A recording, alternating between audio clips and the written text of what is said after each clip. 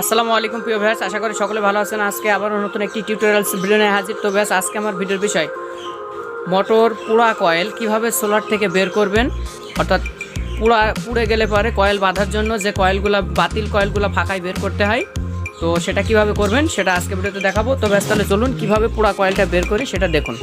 তো এই কাজটা করতে আপনাদেরকে এরকম একটা শ্রেণী লাগবে কাটার। তো এরকম একটা শ্রেণী আপনারা কিনে নিন, তৈরি করে নেবেন একটা শ্রেণী, আর একটা হাতুড়ি নিয়ে নেবেন পার্মানেন্টলিভাবে। এই দুইটা জিনিস লাগবে। তো এই দুইটা জিনিস, এর সাথে আরও কয়েকটা জিনিস আছে। তো প্রথমত এই দুইটা জিনিস, তো আপনাদেরকে যেটা আমি বলছি সেটা ভালোভাবে লক্ষ্য করবেন। সেটা হচ্ছে স্লটের শেষ সীমানা। তো স্লটের পাশ দিয়ে এই শ্রেণীর মাথা দিয়ে এইভাবে কেটে দিতে হবে কাটার দিয়ে। সেক্ষেত্রে প্রত্যেকটা স্লটের পাশ দিয়ে কেটে দিতে হবে। প্রত্যেকটা গ্যাসের অংশ কেটে দিলে পরে সহজ সিস্টেমে বের হয়ে যাবে। তো দেখুন আমি কিভাবে এটা বের করি সেটা দেখুন।